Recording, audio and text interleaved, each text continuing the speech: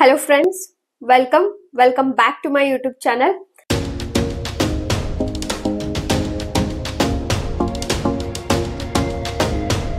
So ಇವತ್ತಿನ ಒಂದು video ಒಳಗ ನಾವು UPSC ಗೈಡ್ಲೈನ್ಸ್ ಒಂದಷ್ಟು ಇನ್ಸ್ಟ್ರಕ್ಷನ್ಸ್ ನ UPSC ಒಂದು ಎಕ್ಸಾಮಿನೇಷನ್ ಬಗ್ಗೆ ಈ ಒಂದು ವಿಡಿಯೋ ಒಳಗ ನೋಡೋಣ. ಸೊ ಇನ್ನವರೆಗೂ ಯಾರ ಚಾನಲ್ಗೆ ಸಬ್ಸ್ಕ್ರೈಬ್ ಆಗಿಲ್ಲ ದಯವಿಟ್ಟು ಚಾನಲ್ಗೆ ಸಬ್ಸ್ಕ್ರೈಬ್ ಆಗ್ರಿ ಮತ್ತ ಸಪೋರ್ಟ್ ಮಾಡ್ರಿ. ಸೊ UPSC ಒಂದು ಗೈಡ್ಲೈನ್ಸ್ ಬಗ್ಗೆ ನಾವು ಇವತ್ತಿನ ಈ ಒಂದು ವಿಡಿಯೋ ಒಳಗ ನೋಡ್ತಾ ಹೋಗ್ತೇವೆ. ಸೊ ಫಸ್ಟ್ ಒಂದು ಇನ್ಸ್ಟ್ರಕ್ಷನ್ ಅಥವಾ ಗೈಡ್ಲೈನ್ ಏನಂತಂದ್ರೆ must be an Indian citizen, ಭಾರತದ ನಾಗರಿಕರಾಗಿರಬೇಕು. ಸೊ ಈಗ ಫಸ್ಟ್ ನಾವು ಏಜ್ ಕ್ರೈಟೇರಿಯಾ ನೋಡ್ಕೊಂತ ಹೋಗುನು ಅಂಡ್ ಎಕ್ಸಾಮಿನೇಷನ್ ಪ್ಯಾಟರ್ನ್ ಪ್ರತಿಯೊಂದನ್ನು ಈ ಒಂದು ವಿಡಿಯೋ ಒಳಗ ನೋಡ್ಕೊಂತ ಹೋಗುನು. ಸೊ ಸೊ IAS ಪರೀಕ್ಷೆ ಪ್ರತಿಯೊಬ್ಬರ ಒಂದು ಕನಸು. ಬಟ್ ಬಿಫೋರ್ ದಾಟ್ ಪ್ರತಿಯೊಂದು ಗೈಡ್ಲೈನ್ಸ್ ಆಗಿರ್ಬೋದು, ಎಕ್ಸಾಮಿನೇಷನ್ ಪ್ಯಾಟರ್ನ್ ಆಗಿರ್ಬೋದು, ಪುಸ್ತಕಗಳ ಪಟ್ಟಿ ಆಗಿರ್ಬೋದು, ಪ್ರತಿಯೊಂದನ್ನು ಅರ್ಥ ಮಾಡ್ಕೊಂಡಾಗನ ಎಕ್ಸಾಮಿನೇಷನ್ ಗೆ ಪ್ರಿಪೇರ್ ಆಗಾಕ ಹೆಲ್ಪ್ ಆಗ್ತದ. ಸೊ ಹಿಂಗಾಗಿ ಈ ಒಂದು ವಿಡಿಯೋ ಒಳಗ ನಾನು UPSC ಒಂದಷ್ಟು ಗೈಡ್ಲೈನ್ಸ್ ನ ನಿಮ್ ಜೊತೆ ಶೇರ್ ಮಾಡತೇನಿ. ಸೊ ಫಸ್ಟ್ ನಾವು ಏಜ್ ಕ್ರೈಟೇರಿಯಾ ಬಗ್ಗೆ ತಿಳ್ಕೊಳ್ಳೋಣ. ಜನರಲ್ ಕೆಟಗರಿ ವಿದ್ಯಾರ್ಥಿಗಳು 21 ರಿಂದ 32 ವರ್ಷದವರೆಗೂ ನೀವು IAS ಒಂದು ಪರೀಕ್ಷೆನ ಬರೀಬಹುದು. 21 ವರ್ಷ ಮೇಲ್ಪಟ್ಟವರು ಅಂಡ್ 32 ವರ್ಷ ಒಳಗಡೆ ನೀವು UPSC ಪರೀಕ್ಷೆನ ಬರೀಬಹುದು. ದೆನ್ OBC ಒಂದು ಕೆಟಗರಿಗೆ ಬರುವಂತ ವಿದ್ಯಾರ್ಥಿಗಳಿಗೆ 3 ವರ್ಷದ ಒಂದು ಏಜ್ ರಿಲ್ಯಾಕ್ಸೇಷನ್ ಅದ.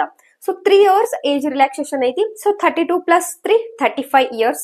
35 ವರ್ಷದವರೆಗೆ ನೀವು OBC ಕೆಟಗರಿಯವರು IAS ಎಕ್ಸಾಮ್ ನ ಬರೀಬಹುದು.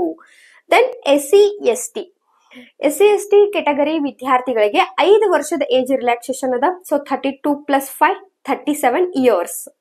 ಸೊ 35 ವರ್ಷದವರೆಗೆ ನೀವು ಒಂದು UPSC ಒಂದು ಪರೀಕ್ಷೆನ ಬರೀಬಹುದು. ದೆನ್ ಡಿಫೆನ್ಸ್ ಸರ್ವಿಸ್ ಪರ್ಸನಲ್ಸ್ ಏನಿರ್ತಾರಲ್ಲ ಅವ್ರಿಗೂ ಅಷ್ಟೇ 3 years ಒಂದು ಏಜ್ ರಿಲ್ಯಾಕ್ಸೇಷನ್ ಐತಿ. Then next number of attempts ಬಗ್ಗೆ ಮಾತಾಡೋಣ. ಆಕ್ಚುಲಿ ಏನು ಪಾಯಿಂಟ್ಸ್ ಅದಾವಲ್ಲ ಇದನ್ನ ಎಲ್ಲಾ ನೀವು ಅರ್ಥ ಮಾಡ್ಕೊಂಡಿರ್ಬೇಕು. ಎಷ್ಟ್ ಏಜ್ ವರ್ಗು ಎಕ್ಸಾಮ್ ನ ಬರೀಬಹುದು, ಎಷ್ಟ್ ಅಟೆಂಪ್ಟ್ಸ್ ಇರ್ತಾವು, ಪ್ರತಿಯೊಂದು ನಿಮಗ್ ಗೊತ್ತಿದ್ರನ ನೀವು ಪ್ರಿಪ್ರೇಷನ್ ಗೆ ನಿಮಗ್ ಚಲೋ ಆಗ್ತದ. ಈಗ ನಮ್ಗೆ ಅಟೆಂಪ್ಟ್ಸ್ ಅನ್ನ ಗೊತ್ತಿರಂಗಿಲ್ಲ, ಸೀದಾ ಪ್ರತಿ ವರ್ಷ ನೀವು ಪ್ರಿಪ್ರೇಷನ್ ಚಲೋ ಆಗಿಲ್ಲ ಅಂದ್ರೂ ಅಟೆಂಪ್ಟ್ಸ್ ನ ಕೊಡ್ತಾ ಹೋದ್ರಿ ಅಂದ್ರೆ ಎಂಡಿಗೆ ನೀವು ಪರ್ಫೆಕ್ಟ್ ಆದಾಗ ನಿಮ್ ಕಡೆ ಅಟೆಂಪ್ಟ್ಸ್ ಇರಂಗಿಲ್ಲ. ಸಮ್ ಟೈಮ್ ನಿಮ್ದು ಏಜ್ ಅನ್ನ ಮುಗಿದು ಹೋಗಿರ್ತದ.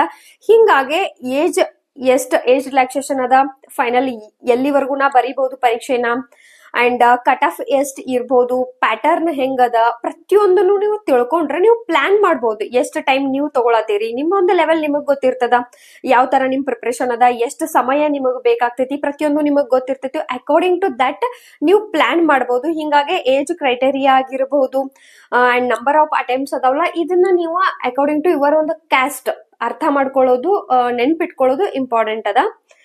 ಇನ್ನ ನಂಬರ್ ಆಫ್ ಅಟೆಂಪ್ಟ್ಸ್ ಜನರಲ್ ಕೆಟಗರಿದವ್ರಿಗೆ 6 ಅಟೆಂಪ್ಟ್ಸ್ ಅಷ್ಟನ ಅದಾವು. ಸೊ ಹಿಂಗಾಗಿ ನೋಡ್ಕೊಂಡ್ ಕಸ ಅಟೆಂಪ್ಟ್ ಮಾಡ್ರಿ. ಇನ್ನ OBC ವಿದ್ಯಾರ್ಥಿಗಳಿಗೆ 9 ಅಟೆಂಪ್ಟ್ಸ್ ಇರ್ತಾವು OBC ಕೆಟಗರಿಗೆ ಬರುವಂತ ವಿದ್ಯಾರ್ಥಿಗಳಿಗೆ. Then coming to SC and ST unlimited attempts ಇರ್ತಾವ. ಈಗ ಅನ್ಲಿಮಿಟೆಡ್ ಅಟೆಂಪ್ಟ್ಸ್ ಅದಾವ ಅಂದ ತಕ್ಷಣ ಪೂರ್ತಿ ಲೈಫ್ ಟೈಮ್ ಬರ್ಕೋತ ಕೂರ್ತೇನಿ, 100 20 30 40 ಅಟೆಂಪ್ಟ್ಸ್ ಕೊಡ್ತೇನಿ ಅಂದ್ರೆ ಇಟ್ಸ್ ನಾಟ್ ಪಾಸಿಬಲ್. ಅಲ್ಲಿ ಒಂದು ಏಜ್ ಕ್ರೈಟೇರಿಯಾ ಐತಿ. 37 ವರ್ಷದವರೆಗೂ ಎಷ್ಟು ಬೇಕಾದ್ರೂ ನೀವು ಅಟೆಂಪ್ಟ್ಸ್ ನ ಮಾಡಬಹುದು. ಸೊ ಐ ಹೋಪ್ ಇದು ಕ್ಲಿಯರ್ ಆಗೈತೆ ಅನ್ಕೋತೇನಿ. Then coming to examination pattern, the exam will be held on 3 stages. 3 stages ಒಳಗ ಈ ಒಂದು UPSC ಪರೀಕ್ಷೆ ನಡೀತದ. Prelims, Mains and interview. Preliminary examination 400 ಅಂಕ 400 ಅಂಕಗಳಿಗೆ ನಡೀತದ. ದೆನ್ ಮೇನ್ಸು 1750 ಅಂಕಗಳಿಗೆ, ಇಂಟರ್ವ್ಯೂ ನಿಮ್ದು 275 ಅಂಕಗಳಿಗೆ ಇಂಟರ್ವ್ಯೂ ನಡೀತದ. ಸೊ ಒಂದು ಮೇನ್ಸ್ ಬಗ್ಗೆ ನೋಡೋಣ. ಈಗ UPSC ಮೇನ್ಸ್ ಒಂದು ಪ್ಯಾಟರ್ನ್ ಯಾವ ತರ ಇರ್ತೈತಿ, ಎಷ್ಟು ಪೇಪರ್ ಇರ್ತಾವಂತ. ಟೋಟಲಿ 9 ಪೇಪರ್ ಇರ್ತಾವು. ಅದ್ರೊಳಗ 2 ಪೇಪರ್ ನಿಮ್ಮವು ಕ್ವಾಲಿಫೈಯಿಂಗ್ ಪೇಪರ್ಸ್ ಇರ್ತಾವ. ಒಂದು compulsory Indian language and another one is paper 2 is compulsory English. Compulsory English ಐತೆ ಎಲ್ಲಾರ್ಗು ಕಡ್ಡಾಯವಾಗಿರ್ತದ. ಬಟ್ ಇಂಡಿಯನ್ ಎಜುಕೇಶನಲ್ ಕ್ವಾಲಿಫಿಕೇಶನ್ ಬಗ್ಗೆ ಹೇಳೋದಾತಂದ್ರೆ ಜಸ್ಟ್ ಡಿಗ್ರಿ, ಒಂದು ರೆಕಗ್ನೈಸ್ಡ್ ಯೂನಿವರ್ಸಿಟಿಯಿಂದ ನಿಮ್ದೊಂದು ಡಿಗ್ರಿ ಪಾಸ್ ಆಗಿದ್ರೆ ಸಾಕ ನೀವು UPSC ಪರೀಕ್ಷೆನ ಬರೆಯಾಕ ಅರ್ಹರಿರ್ತೀರಿ. IAS ಪ್ರಿಲಿಮ್ಸ್ ಬಗ್ಗೆ ಮಾತಾಡೋಣ. GS ಪೇಪರ್ 1 ಅಂಡ್ ಪೇಪರ್ 2 ಒಳಗ ನಿಮಗ CSAT ಇರ್ತದ.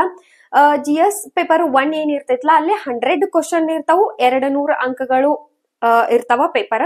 ದೆನ್ ಕಮಿಂಗ್ ಟು ಸಿಸ್ಯಾಟ್ ಒಳಗ 80 ಕ್ವಶನ್ ಇರ್ತಾವು, ಅಂಕಗಳು 200 ಅನ್ನ ಇರ್ತಾವು. ಬಟ್ ಸಿಸ್ಯಾಟ್ ಏನೈತ್ಲ ಜಸ್ಟ್ ಕ್ವಾಲಿಫೈಯಿಂಗ್ ನೇಚರ್ ಒಳಗದ. ಈ ಪೇಪರ್ ನ ಸಿಸ್ಯಾಟ್ ನ ನೀವು ಕ್ವಾಲಿಫೈ ಮಾಡ್ರ ಅಷ್ಟ ಪೇಪರ್ 1 ನಿಮ್ದ ಚೆಕ್ ಆಗ್ತೈತಿ.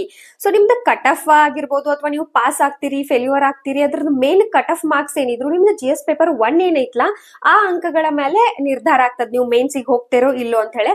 ಬಟ್ ಇಲ್ಲಿ ಇನ್ನೊಂದು ಟ್ವಿಸ್ಟ್ ಅದ, ಏನಂದ್ರ ಆ ಪೇಪರ್ 1 ನಿಮ್ದು ಚೆಕ್ ಆಗ್ಬೇಕಂದ್ರು ಈ ಒಂದು ಕ್ವಾಲಿಫೈಯಿಂಗ್ ಪೇಪರ್ ಏನೈತ್ಲ ಅದ್ರೊಳಗ ನೀವು ಪಾಸ್ ಆಗಿರ್ಬೇಕು. ಸೊ ನೀವು ಸಿಸ್ಯಾಟ್ ಪೇಪರ್ ನ ಪಾಸ್ ಮಾಡ್ಬೇಕಂದ್ರ ಅಲ್ಲಿ ನೀವು ಎಷ್ಟು ಪರ್ಸೆಂಟ್ ತಗೋಬೇಕಂದ್ರ 33% ತಗೊಂಡ್ ಪಾಸ್ ಆದ್ರ ಅಷ್ಟನ ನಿಮ್ ಪೇಪರ್ 1 ಚೆಕ್ ಆಗ್ತೈತಿ.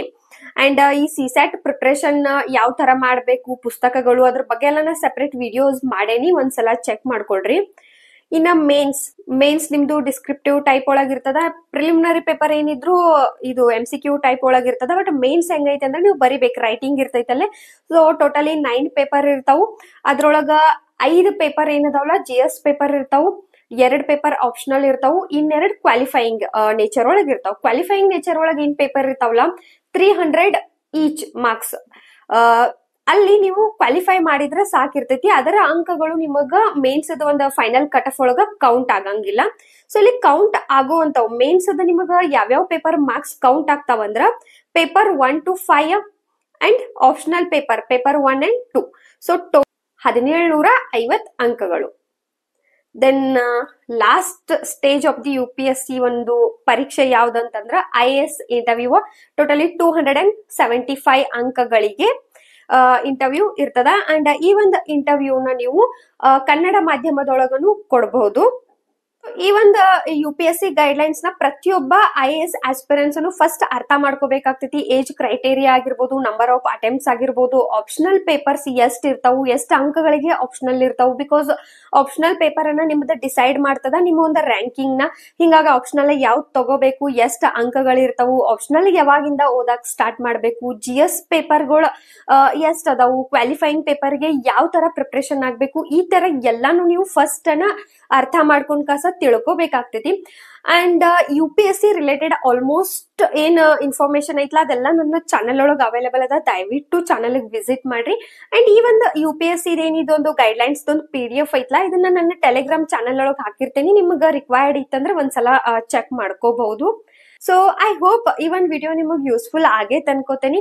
ಮತ್ತೇನಾರ UPSC ರಿಲೇಟೆಡ್ ನಿಮ್ಗೆ ಡೌಟ್ಸ್ ಏನಾರ ಇತ್ತಂದ್ರ ನೀವು ನನ್ಗೆ ಕಮೆಂಟ್ ಮಾಡ್ಬೋದು. ನೆಕ್ಸ್ಟ್ ವಿಡಿಯೋ ಒಳಗೆ ಸಿಗೋಣ. Thank you.